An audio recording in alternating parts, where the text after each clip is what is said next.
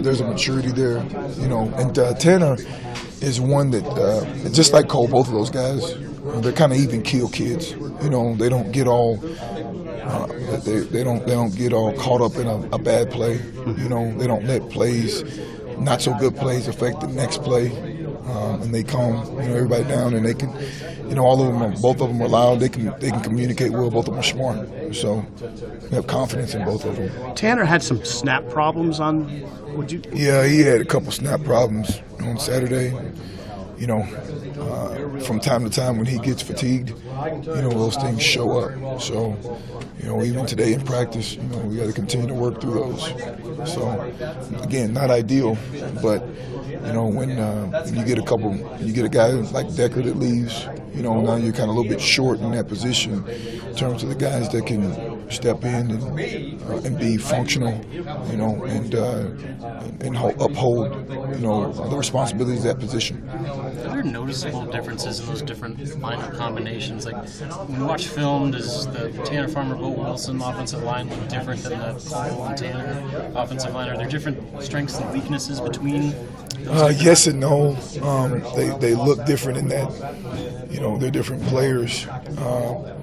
But in terms of the calls and the scheme and the game plan in terms of who's in, that doesn't really change. We don't look at that and say, yeah, because this guy's in, we can do this or we can do that more.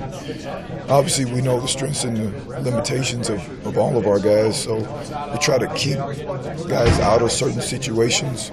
But certainly, it's not a full change in philosophy and like we're going to go right more because one of the other guys is in.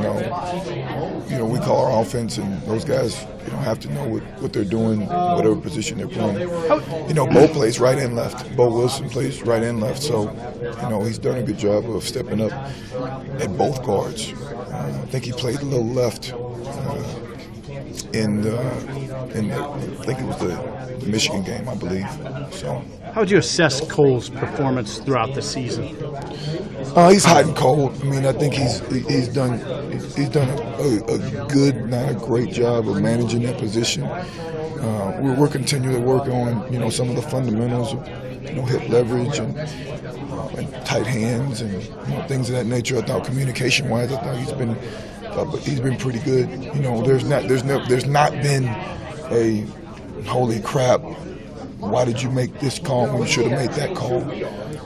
He's a cerebral kid, as Tanner is as well. So that's one thing that we do have going for us at that position with both of those kids is that they know what calls to make and when to make them. Sometimes they'll miss a call, every once in a while, but it has not been, one of those situations. And they talk through them and they talk on the sideline. They do a really good job on the sideline of working the game, as does, everybody that plays and everybody that does not play. They have responsibility looking at the guy that's at their position and kind of coaching him a little bit as well. So they work the game. They do a pretty good job. What sticks out about Wisconsin's front? They're stout. They're stout. They're always going to be in their gaps, in the right place at the right time. They just do a good job of running their defense. So we have our work cut out for us. They're very detailed. They're detailed with their hands. They're detailed with their hat placement. They're detailed with how they're surfacing blocks. In terms of how they take on blocks. The linebackers, the nose is one of their best players. Along with number 53 and number 43, both of those inside linebackers, damn good players. They're young at the defensive ends, those two ends, but nevertheless still good players. So, honestly, we're excited about playing those guys. Excited about the challenge.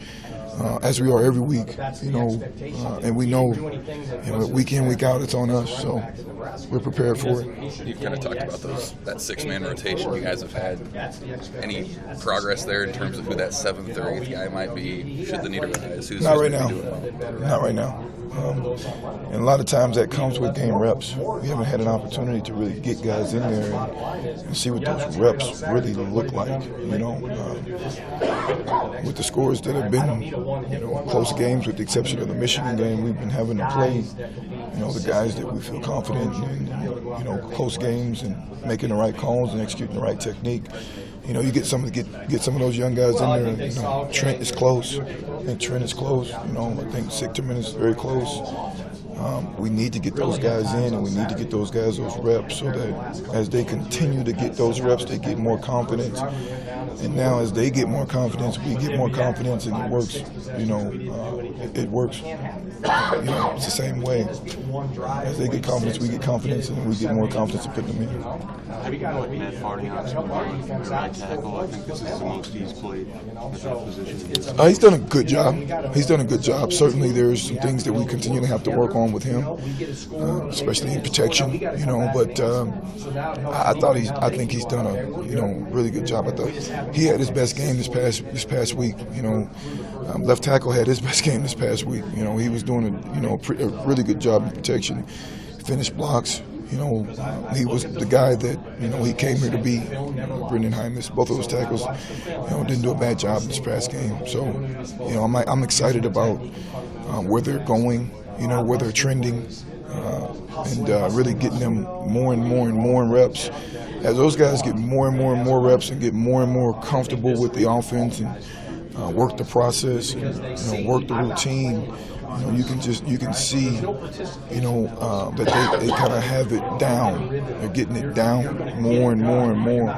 So it's important for him to continue to work through it.